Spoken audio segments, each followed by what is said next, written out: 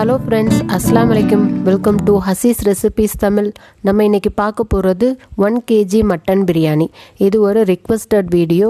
ஒரு சிஸ்டருடைய ரிக்வெஸ்ட்காண்டி நான் இந்த வீடியோ போடுறேன். வாங்க வீடியோக்குள்ளே போகலாம்.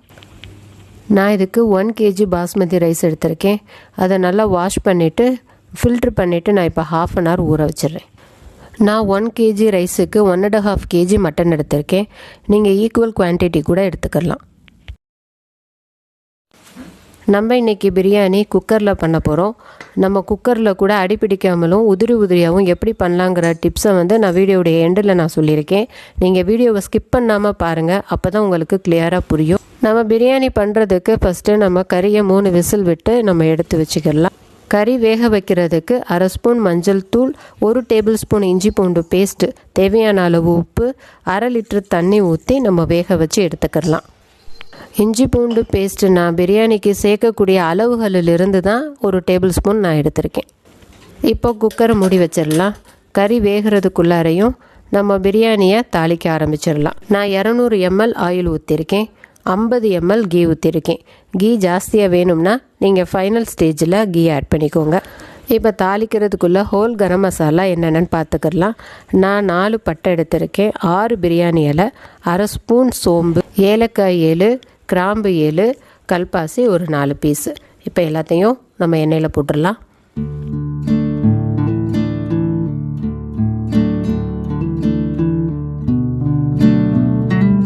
இப்போ நம்ம வெங்காயம் ஆட் பண்ணிக்கிடலாம். வெங்காயம் 400 கிராம் எடுத்திருக்கேன். வெங்காயத்தை கட் பண்ணிவிட்டு நான் ஆட் பண்ணுறேன். வெங்காயம் நல்ல கோல்டன் ப்ரௌன் கலர் வரணும். அது வரைக்கும் நம்ம பொறுமையாக நல்லா வதக்கணும். அப்போ தான் பிரியாணிக்கு நல்ல கலர் கொடுக்கும், டேஸ்ட்டும் ரொம்ப சூப்பராக வரும். ஃப்ரெண்ட்ஸ், என்னுடைய சேனலை தான் ஃபர்ஸ்ட் டைம் பார்க்குறீங்கன்னா ஹசீஸ் ரெசிபீஸ் தமிழில் சப்ஸ்கிரைப் பண்ணாதவங்க சப்ஸ்கிரைப் பண்ணிக்கோங்க. பக்கத்தில் உள்ள பெல் ஐக்கானையும் கிளிக் பண்ணிக்கோங்க, ஆளுங்கிற ஆப்ஷனையும் கிளிக் பண்ணிக்கோங்க. அப்போ தான் நான் போடக்கூடிய எல்லா வீடியோஸும் உங்களுக்கு நோட்டிஃபிகேஷனில் உடனுக்குடன் வரும்.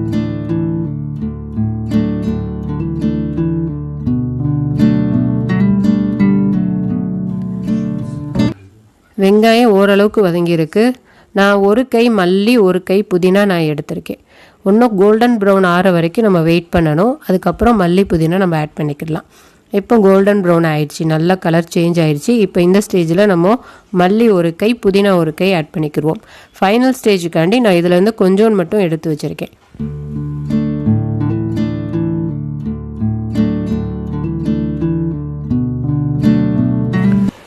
இப்போ மல்லி புதினா நல்லா வதங்கிருச்சு. நம்ம இப்போ இந்த ஸ்டேஜில் கரம் மசாலா பவுடர் ஆட் பண்ணிக்கிடலாம். நான் 2 ஸ்பூன் கரம் மசாலா ஆட் பண்ணியிருக்கேன். நம்ம கரம் மசாலா பவுடர் ஆட் பண்ணுறதுனால பிரியாணிக்கு நல்ல ஃப்ளேவரும் நல்ல கலரும் கிடைக்கும். நம்ம கலருக்கு அடிஷ்னலாக நம்ம வேறு எதுவுமே நம்ம ஆட் பண்ணலை. அதனால் இந்த பிரியாணிக்கு கலர் கொடுக்கறது இந்த கரம் மசாலா பவுடர் தான். இப்போ நான் பச்சை மிளகாய் ஆட் பண்ணியிருக்கேன். 6 பச்சை மிளகாய் ஆட் பண்ணியிருக்கேன். 6லேருந்து 8 உங்களுடைய காரத்துக்கு ஏற்ற மாதிரி ஆட் பண்ணிக்கோங்க. இஞ்சி பூண்டு பேஸ்ட்டு 200 கிராம் ஆட் பண்ணியிருக்கேன். இஞ்சி பூண்டு பேஸ்ட்டுடைய ராஸ்மெல் போகிற வரைக்கும் நம்ம நல்லா வதக்கணும். அதுக்கப்புறமேலே நம்ம தக்காளி ஆட் பண்ணிக்கிடலாம். நான் 400 கிராம் தக்காளி ஆட் பண்ணியிருக்கேன். தக்காளியை நல்லா பொடிசாக கட் பண்ணிவிட்டு நான் ஆட் பண்ணியிருக்கேன். தக்காளி நல்லா சாஃப்டாகிற வரைக்கும் நம்ம வதக்கணும். அப்போ தான் பிரியாணிக்கு டேஸ்ட்டு நல்லா கிடைக்கும். இப்போ நல்லா சாஃப்ட் ஆயிடுச்சு, எண்ணெயும் நல்லா பிரிஞ்சு வந்திருக்கு. இப்போ இந்த ஸ்டேஜில் நம்ம மிளகாய்த்தூள் ஆட் பண்ணிக்கிடலாம். நான் மிளகாய்த்தூள் 2 ஸ்பூன் ஆட் பண்ணியிருக்கேன். உங்களுக்கு காரம் ஜாஸ்தியாக பிடிக்கும்னா நீங்கள் அதுக்கேற்ற மாதிரி ஆட் பண்ணிக்கோங்க. பிரியாணி மசாலா 2 ஸ்பூன் ஆட் பண்ணியிருக்கேன். எந்த பிராண்டு வேணாலும் நீங்கள் யூஸ் பண்ணிக்கிடலாம்.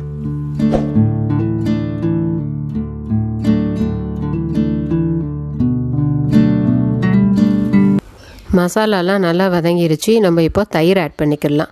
நான் 200 ml தயிர் ஆட் பண்ணுறேன். இப்போ மட்டன் ஆட் பண்ணிக்கிடலாம். மட்டன் வேக வச்ச தண்ணியை நான் தனியாக ஃபில்ட்ரு பண்ணி எடுத்திருக்கேன். அதை மெஷர் பண்ணி வச்சுருக்கேன். இப்போ நம்ம வெறும் மட்டனை மட்டும் நான் ஆட் பண்ணிக்கிறேன். இப்போ மட்டன் கொஞ்சம் நேரம் மசாலாவில் குக் ஆகணும். ஒரு 2 நிமிஷம் நம்ம மட்டனை குக் பண்ணுவோம். அப்போ தான் மசாலாலாம் மட்டனில் நல்லா இறங்கி சாப்பிடும் போது மட்டன் நல்லா டேஸ்ட்டாக இருக்கும். இப்போ நம்ம தேவையான அளவு உப்பு ஆட் பண்ணிக்கிடலாம். நம்ம ஏற்கனவே மட்டனில் வேக வைக்கும் போது உப்பு ஆட் பண்ணியிருக்கோம். அதனால் செக் பண்ணி பார்த்துட்டு அப்புறமேல நீங்கள் தேவையான அளவு ஆட் பண்ணிக்கோங்க. இப்போ 2 நிமிஷம் ஆயிடுச்சு. மசாலாலாம் மட்டனில் நல்லா இறங்கிருச்சு. நம்ம இப்போ தண்ணி ஆட் பண்ணிக்கிடலாம். நம்ம 1 kg பிரியாணிக்கு 1.5 லிட்டர் தண்ணி நமக்கு தேவைப்படும். எனக்கு மட்டன் வேக வச்ச தண்ணி 1/2 லிட்டர் இருந்தது. நான் 1 லிட்டர் சாதா தண்ணி ஆட் பண்ணி இப்போ 1.5 லிட்டர் தண்ணி நான் ஊற்றிருக்கேன். தண்ணி நல்லா கொதிச்சிருச்சு. இப்போ நம்ம அரிசி ஆட் பண்ணிக்கிடலாம்.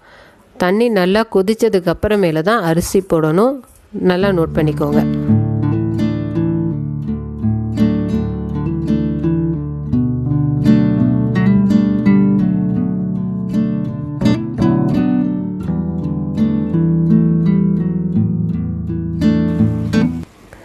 நம்ம அரிசி போட்டுட்டு நம்ம அதிகமாக மிக்ஸ் பண்ணக்கூடாது.